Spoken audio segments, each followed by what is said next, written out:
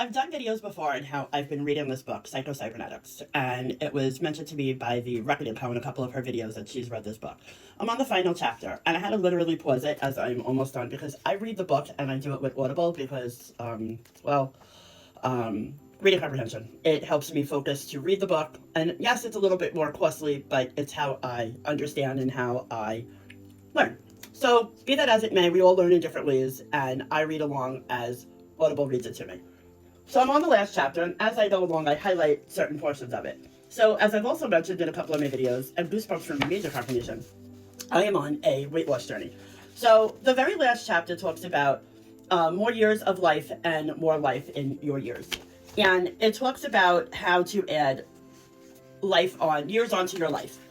And it talks about, we know people who are going on 35 who look like 65 and people who are 65 that looks like 35. And I know a lot of women in their 60s that look like they're in their 30s and vice versa. I've mentioned also I belong to a large singles community on Long Island and sorry, something stuck in my tooth. And I've been around a lot of people that have gone through a lot of stressors in their life, and I could definitely see how stress takes on a large portion of your life, myself included. But a lot of people, and believe you me, I've been through more stress than anybody could ever imagine. But people tell me I look like I'm in my 30s, late 30s, early 40s. Sorry for the dog barking. But I am 51 years old. And one of the paragraphs that I am on talks about weight loss. And I wanted to address this because of my own weight loss journey. So the part I highlighted talks about diet, exercise, certain herbal and natural supplements, as well as drug therapy, all have influenced, and there will undoubtedly be many exciting discoveries and breakthroughs to come. We have, of course, made huge strides in medical extended physical life, but are less successful regarding quality of life. And what I wanted to address that is, I am not allowed to have the surgery, the bypass or the sleeve or any one of those surgeries. I have an iron deficiency problem, and I am not allowed to have the surgery. If I have it, it could potentially kill me. So about 3 years ago, I started doing the shots. And that's how I've successfully lost and kept off almost 165 to 175 pounds. And I've done so with a team of doctors. I have a weight management doctor, a weight loss psychologist, a psychiatrist, a social worker, and a nutritionist. All 5 of those medical professionals work together to work with me in how I've successfully kept off the weight. 333 for balance of confirmation. It is a journey. To anybody that is on a weight loss journey, it is a journey. It is never the surgery or any one of those things is just a tool. That is all that is. If you don't fix yourself mentally and go through a significant mental process and fix what's up here and go through psychological training of any form, you cannot, surgery or not, just get the surgery and be like, all right, I'm just going to change my eating habits. It doesn't work that way. I am living proof of that. And I know so many people that have had the surgery.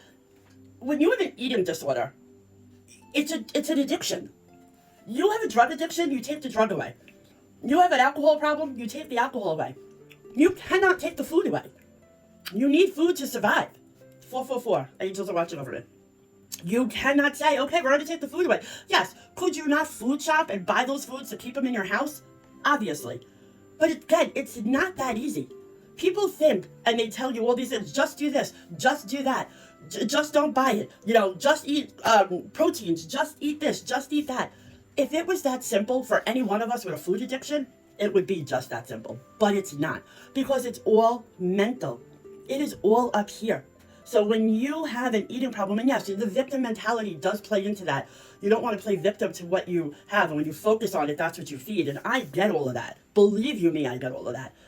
I was clinically diagnosed as with the compulsive eating, and I was diagnosed with binge eating disorder, where I would sit and I would just eat candy as my weakness, and gummy bears and all like that sweet crap. I would eat it, and I was an emotional eater. My girlfriend at work, Lorianne, she would say anytime my late husband and I would get into a fight, I would get up and go to the vending machine and get candy and sit back down, because if I was in a fight with him, I would just eat. Yes, have I gotten over that, and I've gotten better over the years because of all the physical, mental, doctors I've been through? Yes.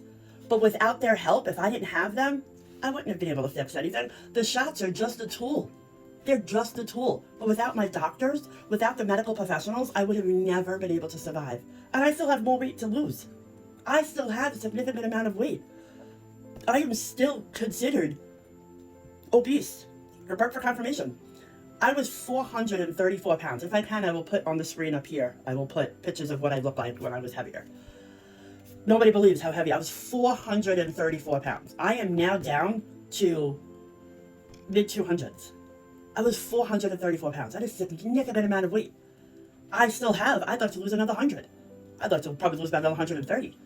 I still have a ways to go. I still mentally have a ways to go, but I have I had a lot of stress in my life last year. I went through hell and back in the past probably 2 years, 3 years. When I first realized that when I was first diagnosed, I was on the verge of suicide. I didn't want to be here. I wanted to end my life. Everything in my life was going to hell in a handbasket. And I got myself out of it through shadow work. My circles changed, and they kept changing. And then I had people coming at me about my circles changing.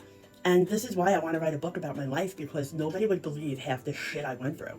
Nobody would believe how people treated me and went through things with me that called themselves my friends and didn't understand. People treat you as far as they could see themselves. And I learned that now. And I learned how a reflection of how they saw you was a reflection of how they saw themselves. And it took me 4 years to learn that. And now in my journey, I understand that, and I didn't understand that then. I wanted to be everybody's best friend. I wanted everybody to like me because I wasn't liked as a kid. And when I said that to somebody, it was thrown back in my face. And nobody knows what that feels like until it's done to them. And it's hard. And I know I'm not getting emotional now because I think those emotions are finally I've understood them and I'm about to run out of time. But I did all this to say, read this book. It was a game changer for me. And Ashley, thank you so much for telling your viewers to read this, because it's truly, and it says to read it twice. So I'm almost done reading it the first time. I can't wait to read it the second time to truly absorb everything in it. And thank you all if you've watched it this far to understand my story. I'm going to try to make more videos about my life and what I've been through as a child to understand me. But I love you all and thank you so much. Have a wonderful day.